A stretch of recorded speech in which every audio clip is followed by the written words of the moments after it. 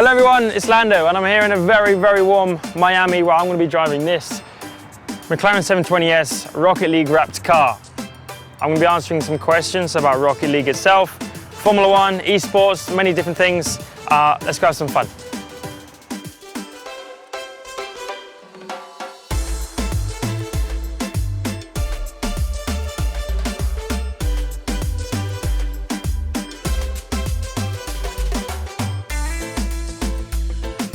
I mean, football, I love watching football, and cars, I love cars, and I'm a gamer.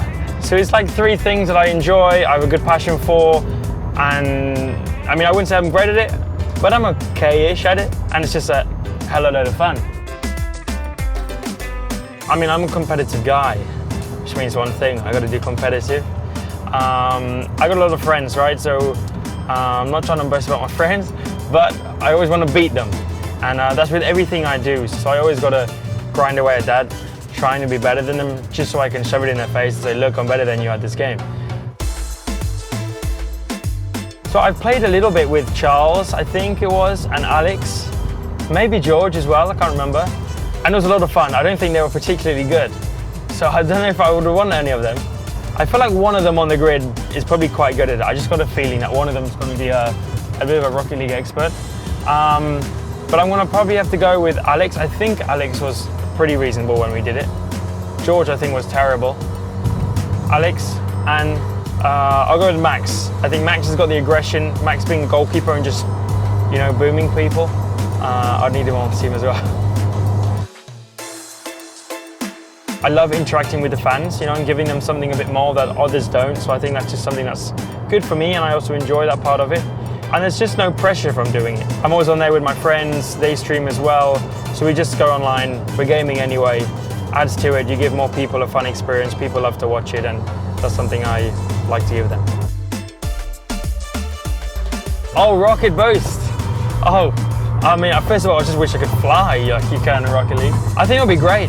Pretty much the same thing in essence. It probably just looks a bit cooler, you know, just DRS is just a flap opens and shuts, but you know, if I could choose what kind of boost, the sound it makes, all these types of things, then you know, I think even more people would want to watch Formula One. So I don't think it would hurt. I would say so. It's hard to, like, let's say, have a direct comparison, gaming versus, you know, the actual experience you have on track and how it helps.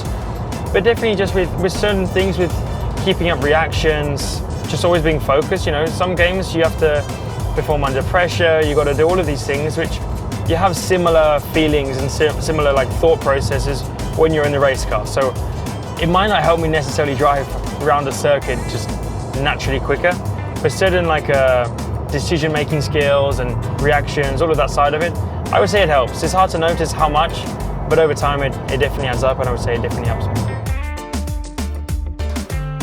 There's obviously no fear. You know, on a simulator, if you crash, escape, reset, you go again. And then the two major ones is you don't have that sense of speed. You know, you don't feel like you're going 200 miles an hour or whatever, 350 kilometers an hour. You don't feel that sense that you get inside the real car. And the G-force, you know, you don't feel this, your body gets pushed that way when you're turning left and vice versa. You don't feel the physical attributes of it all. But apart from that, things are extremely good. You know, the visuals, to know where to brake, to throttle, what apexes to hit or avoid, all these types of things. It's very good for that. Working with a team, I think is huge. You know, it's something you have to do so well in Formula One.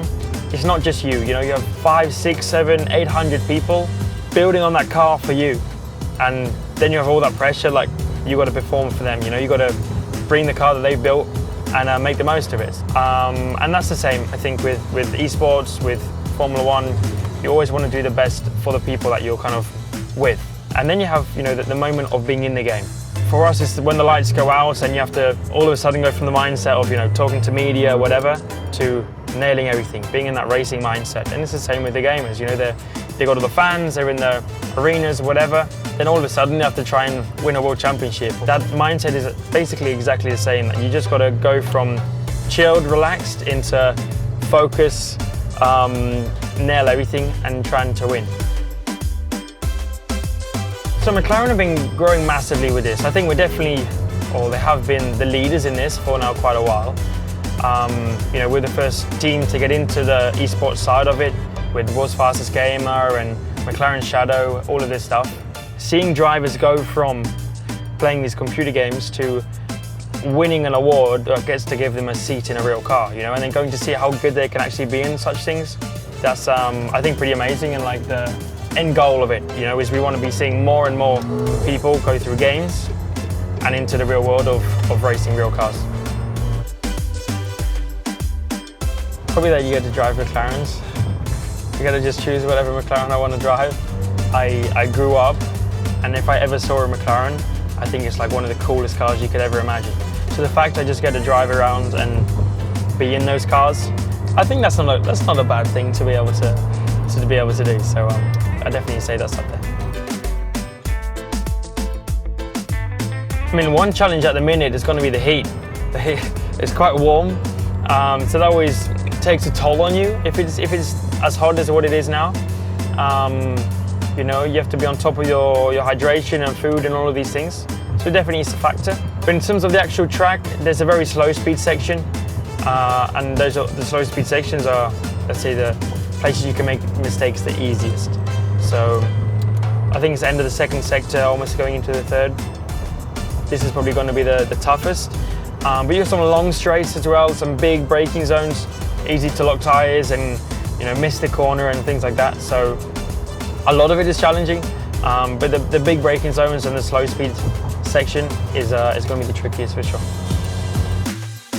Golf is probably, outside of F1, like my biggest interest and biggest thing I have a huge passion for.